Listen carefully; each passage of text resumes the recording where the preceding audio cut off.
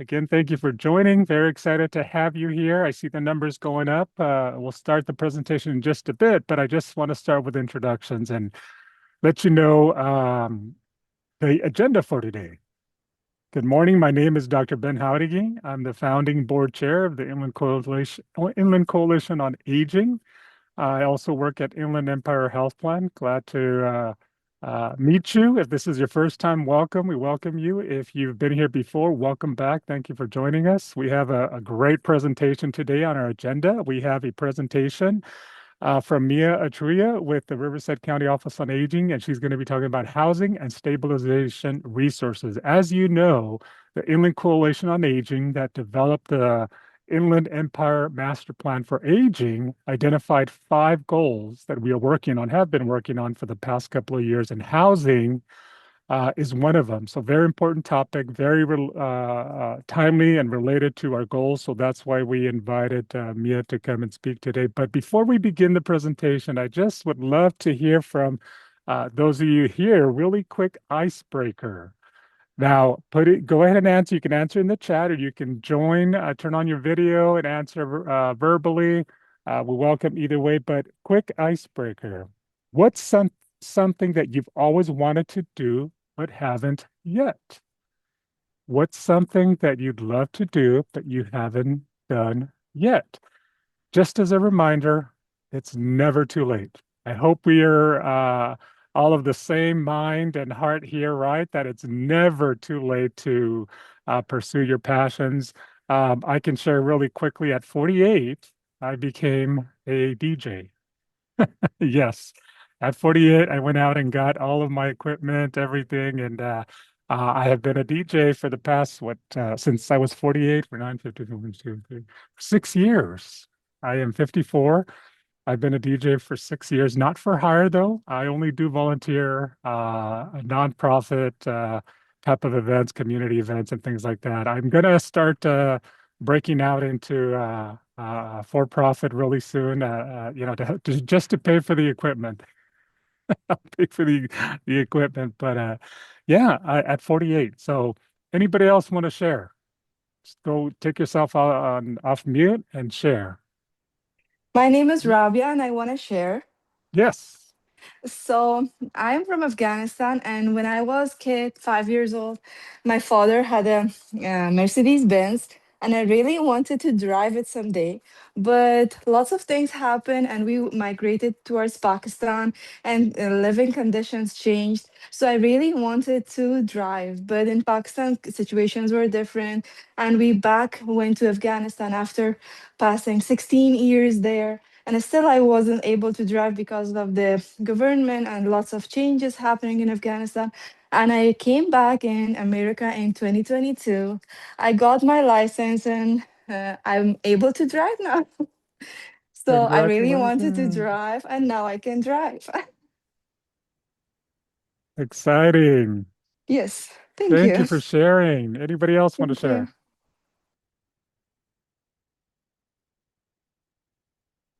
Good morning, everyone. I'm Clara. I think something new I would want to try would probably be learning a new language, maybe like Italian or French. I think that would be pretty cool.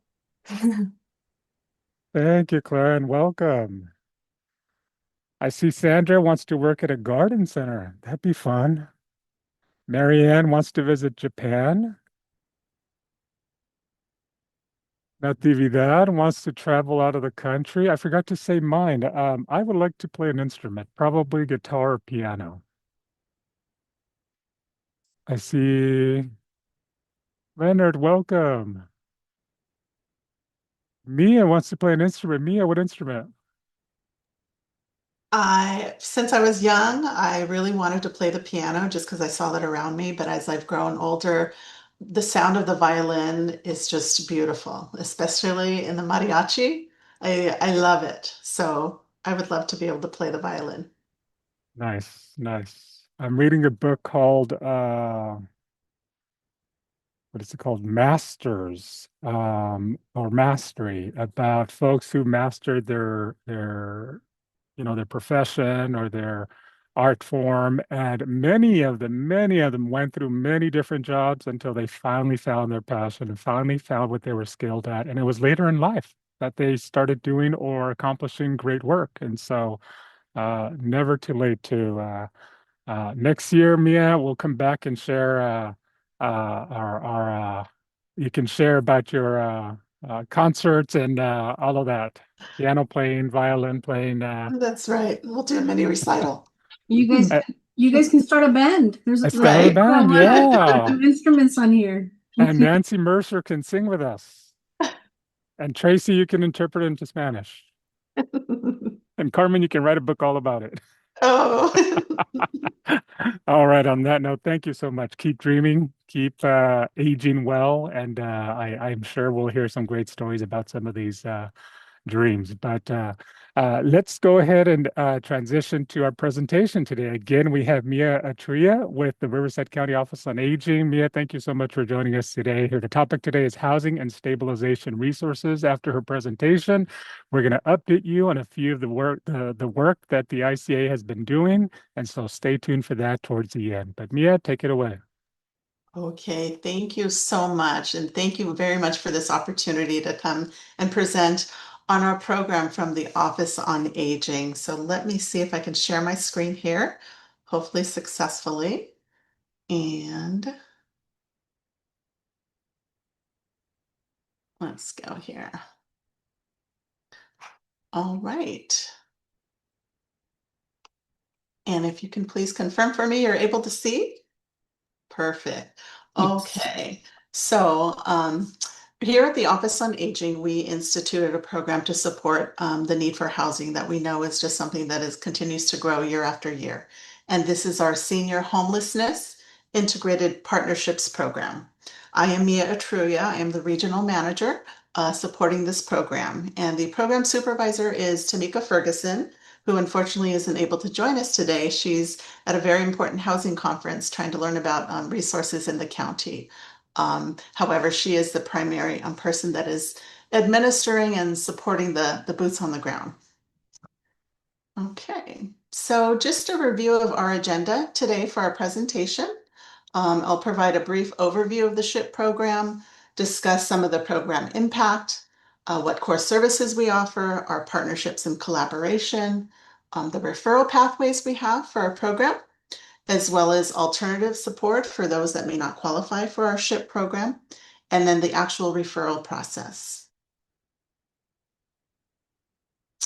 So just a brief overview of the actual program. As I mentioned, Senior Homeless Integrated Partnerships is a collaborative program that supports adults age 60 plus who have been newly housed or experiencing housing instability. They may be currently at risk of homelessness due to their circumstances.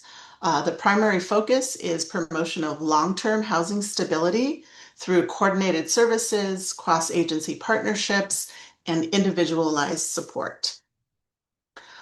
Historically, we launched in January of 2021, and to date, we've served over 450 recently housed older adults. And again, the primary focus is on housing stabilization through case management and service coordination. So to share a little bit about the program impact so far, you can see as far as stability that 81% of the SHIP clients that have been referred remained open and engaged with our social service practitioners for an average of 3 months or even longer. Our general time frame is anywhere between 3 months and 6 months. And upon case closure, 85% of our SHIP referrals have remained housed stably at the conclusion of that. And here we note that some of the common reasons for when folks did not remain stably housed were really identified as unrelated to the service effectiveness. So some of those reasons could have been the client passed away, they moved out of state, or perhaps they required a higher level of care. So again, the primary goal is to promote long-term housing stability for adults 60 and older by delivering case management, advocacy, and coordinated access to services. So this is a brief overview of the core services that we actually provide. The social service practitioner conducts a comprehensive psychosocial assessment, including a whole person health score, if you're familiar with that initiative with Riverside County. They work to develop a collaborative, client-centered, personalized care plan, setting goals with partners and agencies to promote safety, stability, and well-being. Again, the case management can last anywhere from 3 to 6 months. However, potentially it can go longer if there is a need to stabilize. The social service practitioners do conduct monthly home visits, and they also do monthly phone calls or additional phone calls, depending upon the need. Once a case is closed at the 3-month point, beyond the case closure, they do a telephonic follow-up just to confirm if they remain housed and assess for any additional needs, if they need to be referred to additional agencies, other programs, linkages for support, or perhaps we need to bring them back on to our SHIP program to ensure that they can be stabilized. So again, our SHIP advocates, our SHIP social workers advocate for clients by promoting the housing stability. They're very involved in coordinating medical and care management needs, as we understand these needs can be great for folks that may have been coming out of homelessness and are still trying to acclimate to this newfound housing. Addressing care management needs, they focus on strengthening daily living skills, and then of course connecting to essential community resources, whether that's in-home supportive services, services with their health plan, behavioral health supports, again, very common. So this final note here, just in terms of the linkage, again, additional information that we link the clients for the behavioral health care, medical follow-up, community resources. Material aid has been an important part of our program. It was starting back in February of 2025 when our SHIP program just began to provide rental assistance, whether that was catching participants up to get caught up on their rent, assisting with rental deposits, assisting with future month rent, again, to support their stabilization. That has been, in the past year, a new element of our program. Of course, that's all entirely based upon funding as our funding permits, but we've been fortunate so far to have access to that. Material aid also can come in the form of furniture. Perhaps someone needs a bed or a recliner that is going to help support their safety and comfort in their home. So our social service practitioners also assist them in gaining access to IHSS, caregiver supports, and then again, just ensuring that all overall their needs are met to maintain their stability and improve their overall well-being. So partnerships and collaboration has been a very, very important part of our program. This initiated with a partnership with Adult Services Division, DPSS, here in Riverside County, using funding that came through our Housing and Workforce Solutions program. So our success really is rooted in that cross agency coordination and our shared commitment to seniors specifically and their housing stability. We have collaborated with county departments, nonprofit partners, healthcare plans, and community-based organizations. And our service planning is integrated to reduce duplication and also streamline the support. And we also have a collective focus on reducing senior homelessness across the Inland Empire, hence our partnership with this coalition here and many other agencies throughout the county. So as far as referral pathways, when we initially started with Adult Services Division, that was our primary partner. So all of the referrals were coming through Adult Services Division. Since we've expanded and we were able to now offer rental assistance, as I had mentioned starting last year, that's when we started being able to receive referrals specifically for the SHIP program on an open-ended basis. We have several folks that are self-referring, other agencies that are submitting information to request this support. It is no longer exclusive to adult services from DPSS. We do recognize that there are some seniors or other individuals that may not qualify for our SHIP program. So in those circumstances, our helpline call center, or perhaps sometimes we do have some information where our supervisor or our social service practitioners from the SHIP program will contact the clients to provide additional information, whether it's linking them to housing applications, some crisis resources, or other income programs. We really try to work to direct them to what is the most appropriate program based upon their support needs. Internally, we do have a short-term case management program called HelpLink Plus, where we can provide 30 days case management and linkage to community resources. And then we also, as far as our external partners, we will often coordinate and send referrals to Adult Protective Services, especially folks that are currently facing homelessness, when they're needing emergency housing navigation, shelter access, or protective interventions. So essentially the referral process, there are two main ways that you can submit a referral to our program. We receive information via our email address at rcaging@rivco.org, or you can also contact our helpline call center. We are operating on Monday through Friday from 8 to 5. You can speak with a live agent where we will offer a comprehensive assessment, options counseling, and general information. And then, of course, submitting a referral live as well if that SHIP criteria is met.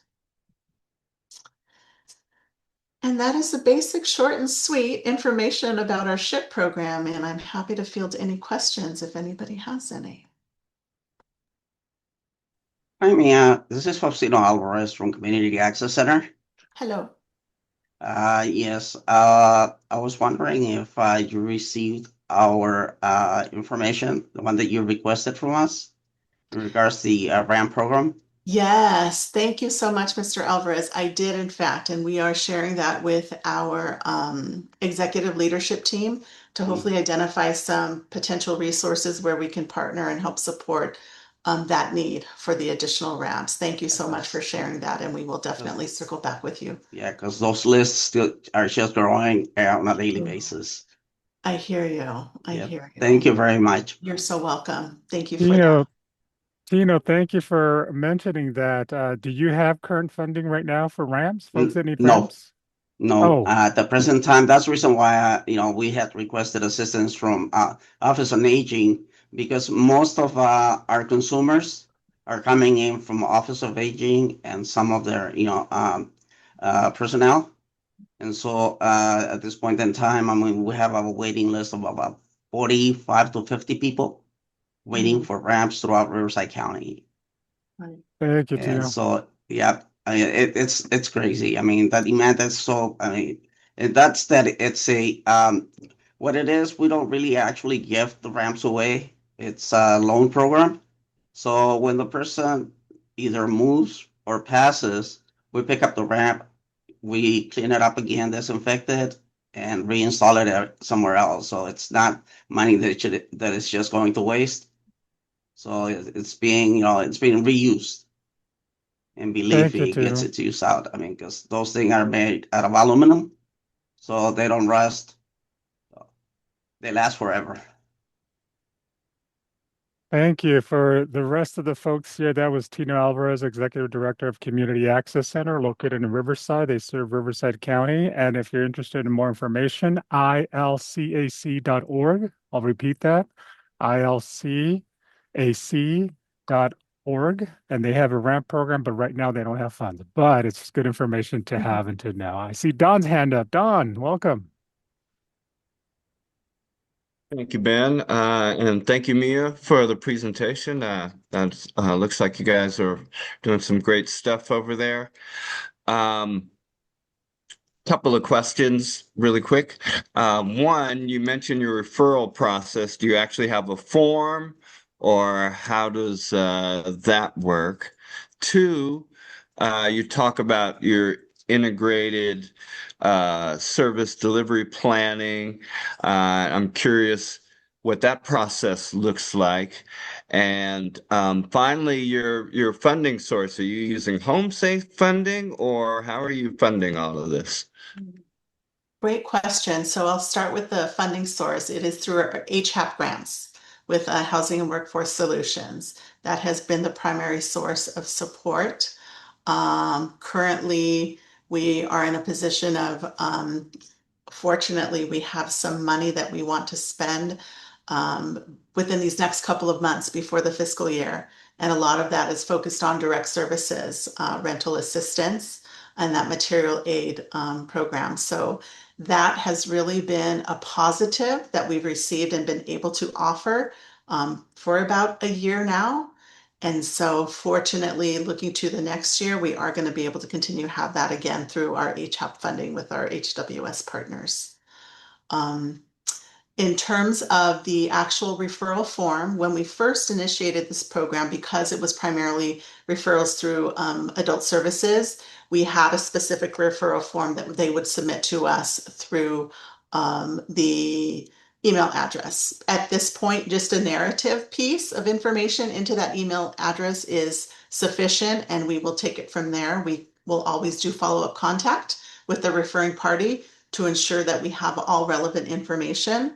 And then, of course, ideally, if we're able to communicate with that client themselves, we do try to operate with that integrated services partnership approach that we have been working on with Riverside County over the past few years now. We really try to integrate that integrated service delivery process by using a standardized assessment tool. So being able to speak with the client themselves, using that assessment tool that leads into our referral plan to determine what particular agencies, aside from just Office on Aging, may be able to assist in meeting the needs. Of course, if we're initiating a referral to our internal program, then we're doing that collaboration with whichever other county department or community-based organization is available. We operate through many MDTs. Tamika and I had joined you, Don, at the housing ICA meeting as well. So a lot of collaboration and partnerships has just been really helpful for us to understand and learn what are the resources out there that we can tap into when perhaps our particular program is not fully able to address that particular need. I'd love to see that assessment tool. And do you do any kind of case conferencing, cross-sector case conferencing as part of it? So yes, through our MDTs, we often do consultations. We also participate in, we've got, I don't know if you've heard of the Emergency Response Care Coordination MDTs. Those are something that had been recently developed where we are addressing repeat 911 callers. So that is also a forum where we potentially receive referrals.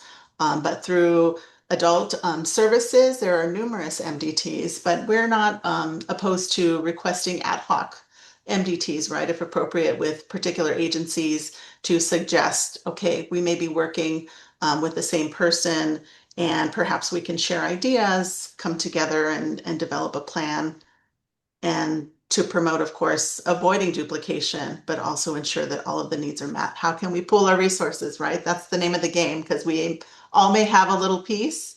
And so if we can come together and consult, hopefully we can develop a plan that is going to support, again, that long-term housing stability. Thank you. You're welcome. We have another question in the chat. It says, is there a SHIP program for San Bernardino County? I'm not aware of a SHIP program in San Bernardino County. Again, our primary focus is on stabilization, and I personally am not aware of an equivalent in San Bernardino County. I'm just throwing it out there to those on the call. Anybody know anything similar or provide partial services similar to the SHIP in San Bernardino County?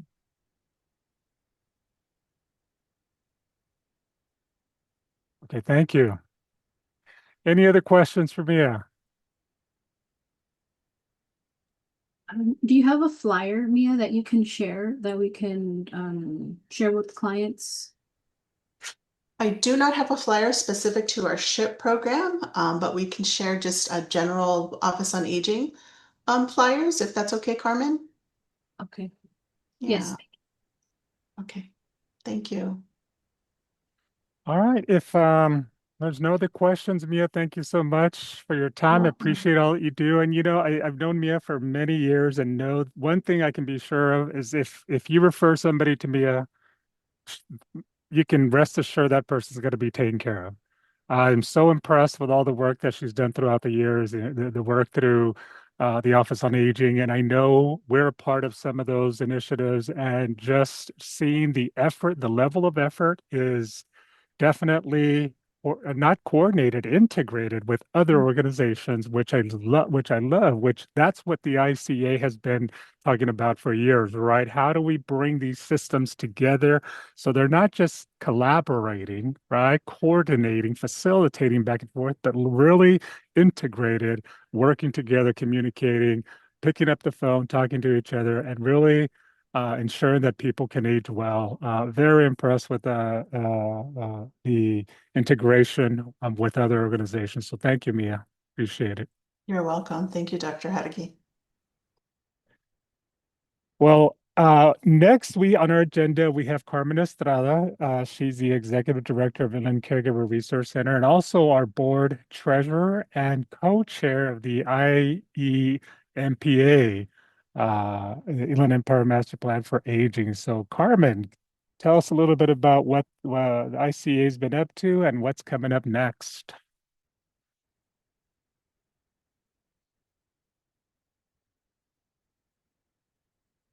Sorry. I started talking without being being muted. Um, yes. So next week we're going to participate in Advocacy Day. It's a 2-day event. It starts off May 6th with Rally Day, Senior Rally Day, and then our Senior Advocacy Day is going to be May 7th. We've shared this information at our Legislative Advocacy Action Team. We've been able to have coordinated through the CCLTSS meetings with 7 different legislators. And so we will be meeting with Senator Sayarto, Representative Ken Calvert, Senator Valladares, Senator Gomez Reyes, Assemblymember Carrillo, Assemblymember Castillo, and Assemblymember Wallace. And so these 7 meetings are going to take place next week on May 7th throughout the day. I believe we already have a group of members that are going to be joining us. We will be meeting tomorrow to discuss further details on how to run the meetings, but it's really exciting. We got responses from everyone that we reached out to on our list that we wanted to meet with. And so I think that's great that our local legislators are open and willing to meet with us. We will be meeting with them representing the Inland Coalition on Aging. And we will be discussing tomorrow when we meet with the group that will be participating in these meetings, the different bills, the different asks that we're going to be concentrating on. When we meet with them, if you're interested in participating, you can send us an email at info@inlandaging.org if you haven't already registered. Again, this is a 2-day event. However, the actual meetings are going to be on May 7th. So May 6th is a live streamed rally day that anybody could join. If you do register for any of these things, for any of the events, make sure you select that you're there participating and representing the Inland Coalition on Aging. That way they can let us know who registered and who we need to reach out to help us with the advocacy day. So, it's already next week. Next Thursday is going to be a busy day. At the following ICA meeting, we'll be able to share with all of you how all the meetings went. And so this is, continued advocacy for our inland area, continued collaboration with organizations. I know we will also have individuals with lived experience at these meetings, which is also extremely important.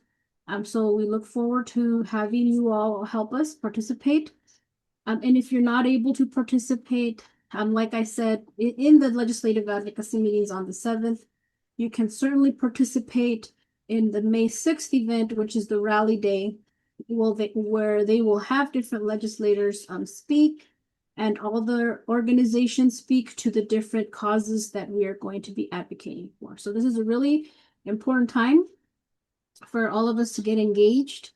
And so please reach out if you are interested in helping out with either the rally day or the advocacy day. Next slide, please. Additionally, we continue to meet. Our 6 action teams are continuing to meet.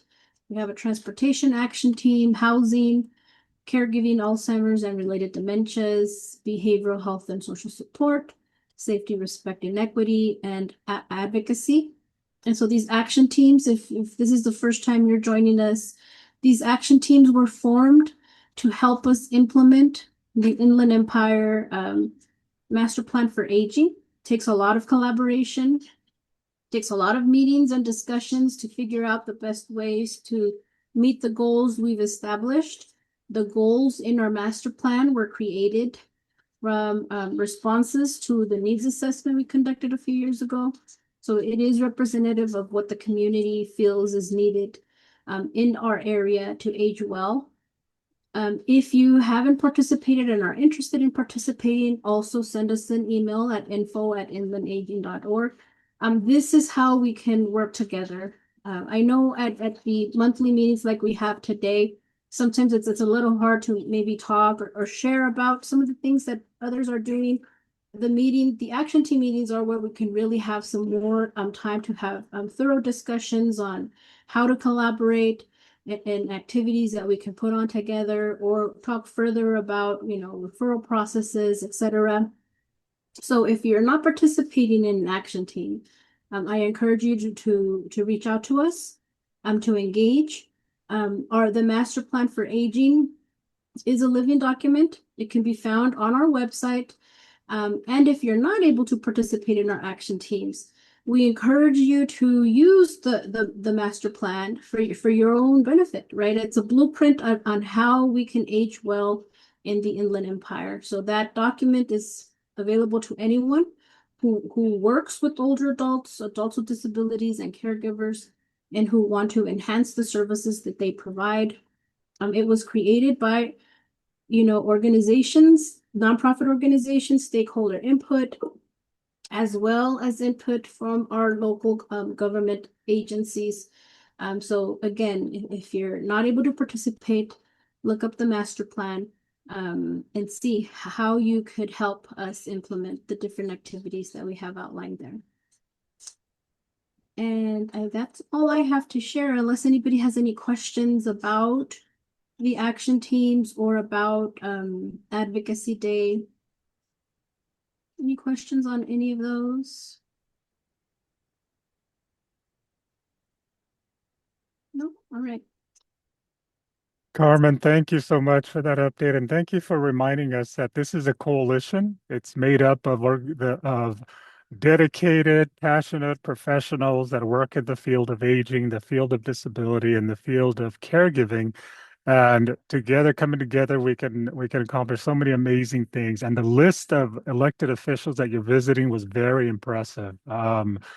These folks who work on these action work groups are actively participating, engaging, bringing their expertise to the table, and we're all working together to ensure that we can all of us can age well in the Inland Empire. So really appreciate the action teams for all the work that they're doing. Want to thank Elizabeth Bogeymeal. She's not here today, but thank you, Elizabeth, for leading the teams. Carmen, thank you so much for your work on the MPA and those updates, and for being present at those and traveling and, and speaking to all these folks, telling them about the Inland Empire, putting in the Inland Empire on the map. That's fantastic. So In the chat, we did put a couple of helpful information for you. If you need to get a hold of us at any time, you can send an email to info@inlandaging.org. If you want to find out more about how to join the action teams, about the master plan for aging, or just to join the ICA, this is a reminder that because you received this appointment or this information does not necessarily mean you're listed as a member of the coalition, right? Anybody can attend this meeting and receive these emails, but if you are not sure, I would say go to the website. I did put a link there. Sign up to be a member. That way you get information about upcoming conferences, meetings, events, and all the amazing work that is happening here in the Inland Empire. You don't want to miss out on some fun activities. Also, that we will bring conferences and things that we will be planning in the near future. So. One announcement, a shameless plug, if you will. I put it in the chat. If you're available tomorrow, 12 to 1, I am presenting on the topic of removing barriers to care for patients with disabilities. I will put the link in the chat also. There's still time to register. The presentation is in person here in Rancho Cucamonga at IEHP or virtually. We have hundreds of folks signed up virtually, so we welcome you and learn about how we can make medical appointments accessible. But the overall concept, the overall discussion will be about accessibility in general. So even though I'll be talking about patients in the doctor's office, hospitals, and things like that, the idea of accessibility can be applied to any organization, wherever you're at in the county, wherever you work, this information can be applied to your setting also. Hope to see you there. And Yes, you're offering units, right? yes, absolutely. We're offering free CMEs, that's for medical doctors, MDs, and free CEUs to social workers. So any social worker that needs CEUs, and those are free. Yes, thank you, Carmen, for reminding us. Yeah, that's important. Yes, lots of folks like free CEUs because usually they cost money. So thank you. Okay, so we are done with our agenda early, a little early. I won't keep you much longer, but since I did see some new faces, I would love to give you the opportunity to introduce yourself. Or if you've been here before, never introduced yourself, would like to introduce yourself. Yes, thank you for that reminder. On the screen there, you can see that our next meeting is going to be on Tuesday, May 26th. Another great presentation coming. We have Marie Cloquer, hopefully I pronounced it right. She's a licensed independent clinical social worker, and she's going to be talking about deconstructing stigma. Addressing ageism, ableism is something that we are committed to. It is one of our goals, actually. When we talk about equity, when we talk about respect, we're talking about ageism. We're talking about ableism, and how do we get rid of that stigma, that bias, that discrimination that goes along with that. So this is very tied to one of our goals. I hope to see you there. It's a great topic. I love studying stigma and ageism and really and looking within, right, to see if I have any of those negative biases. And it's something that we all have to work through, right? But you won't be disappointed. So hopefully we'll see you next month. But anyways, I want to give anybody an opportunity to introduce themselves. If you're here for the first time, just want to say hello and tell us who you're with, what agency, what organization, your title. Please do so. Welcome. Hi, this is Jorge Alvarado calling or speaking. I apologize, but I changed over my computer system, and right now I don't have a video, so I apologize. No Otherwise, worries. I wave to you. I am waving to you. I am with Canyon Children's Legal Services. I'm a nonprofit serving the Inland Empire, San Bernardino and Riverside County, all the way out to Coachella Valley as well. And what we do is, of course, represent children or advocate in any advocacy proceedings, in particular as it relates to this coalition. Uh, we also handle guardianship matters. Too often nowadays, we have our children being raised by grandparents or other relatives or even non-relatives, and it's typically informal, right? And it may be as a result of some inability of the parent to be able to care for the child. And then if it is informal, that parent can go ahead and remove custody at any time, and police cannot do anything about it. So even if it is that the parents are drug addicted or they're homeless or whatever it might be, the child is going to be left with the parent. So one of the things that I've done is I've worked a lot in guardianship matters where we are able to stabilize the child's life, right, with the grandparent or other relative. And then that way, if the parent comes in and decides to take, police will keep custody of the child with the guardian rather than letting the parent take the child away. And the other area that we've dealt with a lot is I'm sorry, grandparent visitations. So that, sometimes there have been situations where the parents just cut off total contact with the grandparent, and there is the possibility to seek a order from the court to get visitation for the grandparents. Anyway, thank you very much. If you have information on your organization, feel free to drop it in the chat. We'd love to learn more about you. Thank you so much, George. Yes. Anybody else who would like to introduce themselves? Hi, Kat. Good to see you. Would you like to introduce yourself? We can't hear you. Your mic is off. I'm sorry. I'm on now, right? Yes. Hello, good to see you. Good to see you. I'm Kat Ferguson, and I'm with Independent Living Partnership. That's the TRIP program. We provide mileage reimbursement for anybody in Riverside County that doesn't drive. And we will reimburse them 45 cents a mile, usually about 300 miles a month or more, depending on their medical needs or travel needs. And all they have to have is a volunteer driver. And that volunteer driver can be anyone in the family, their neighbor, somebody from their community center, their church, or their caregiver. So we've expanded the eligibility of the volunteer drivers. And before it was kind of it was a more narrow group of people. And now it's anybody that's driving with the driver's license qualifies as a volunteer driver. And the application is as easy as a phone call.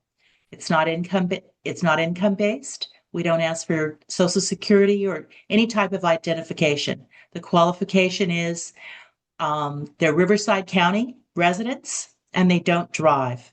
And we really feel that that couple of $100 a month will help them keep their independence and their dignity and allow them to partner with somebody that can drive them around.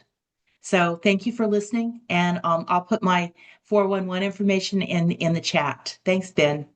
Thank you, Kat. You know what I love about this program, and please share your information in the chat. And folks, please share this information widely. What I love about this is that, transportation for medical appointments, that's covered typically by health plans like us, IEHP. But what about everything else that's important? What about, going to families' house? What about going to the senior center? What about going to the office on aging or anywhere else that you want to go?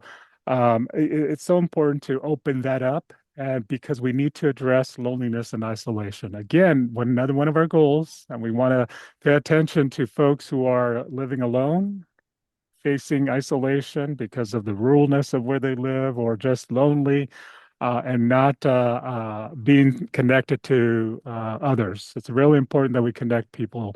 We all need social connection. So thank you so much, Kat. Appreciate that information. Thank you. You brought up a really good point, Ben, that I didn't share is that these miles are anytime, anywhere miles. Grocery shopping, getting a manicure, pedicure, going to visit your family or friends in Long Beach, or in some cases, we have folks that maybe they can drive down to the store, the Stater Brothers, or a little bit during the day, but night driving or long-term driving is just out of the question. Any of those scenarios are absolutely within this framework. So we'd love to hear from you. Thank you.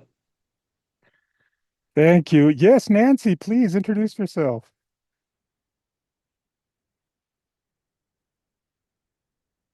Thank you for joining us, Nancy. I'm camera. We hear you, Nancy. Oh, there we go. Okay. Sorry. My name's Nancy Stevens. I am a disability rights advocate, older adults advocate, and a nursing home residents' rights and nursing home reform advocate. And I recently spoke, maybe then we can meet on this briefly at another time soon, but I recently spoke as a Living Library book, Will Rogers. I saw him here earlier, but he's there as well. But I spoke briefly on um, nursing home residents getting dumped. They're often willfully and knowingly deceived by medical professionals, social service providers, and medical director even. Um, and they're told that their insurance will no longer cover their care. So every weekend and Monday mornings before businesses even open, before 8 a.m., I assist residents who are being loaded up into these medical transport vans who are paid cash by the facility. Um, they're not usually the medical transport vans that we residents would normally use to get to our appointments. Um, and I asked them, did the facility tell you or anyone in the facility tell you that your insurance is no longer covering your care and that you'll have to pay out of pocket between $400 and $4,000 per day? Um, and did they tell you you have to be out before Monday morning? And most of those people say yes. Last weekend there was a woman with a broken hip, as well as and the van right behind her van there was a woman who was septic with an IV pole with her antibiotics, and these people were getting dumped basically. So they go to both licensed and unlicensed board and cares. They go to homeless shelters. So at this recent event for the Multicultural Symposium, there were numerous social service providers who told me that they didn't know until it was too late and it was never reported that they had people from nursing homes dumped on their steps. So hopefully there can be some more discussions about this in these older adults and disability spaces. Thank you, Nancy, for bringing something up important. And that's, we support folks making decisions about where they want to live. And if they choose to live, if they want to live in the community, in their own home, we should support them. And that's what Yeah. long-term service and supports is all about. This coalition here was founded on um, promoting, supporting, encouraging long-term servant support. Those are the services that help you to remain in the home for as long as possible.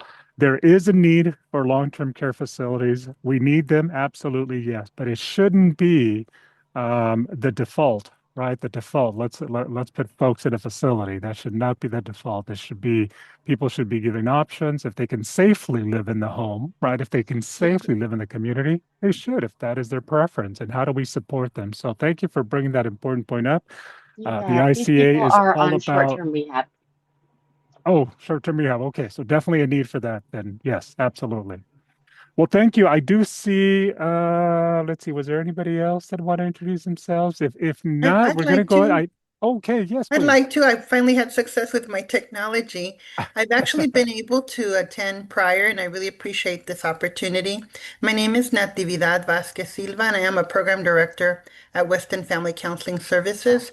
I oversee the general mental health contract, but I also oversee our older adult community service program, which is a program free of cost to our seniors. And we offer individual counseling.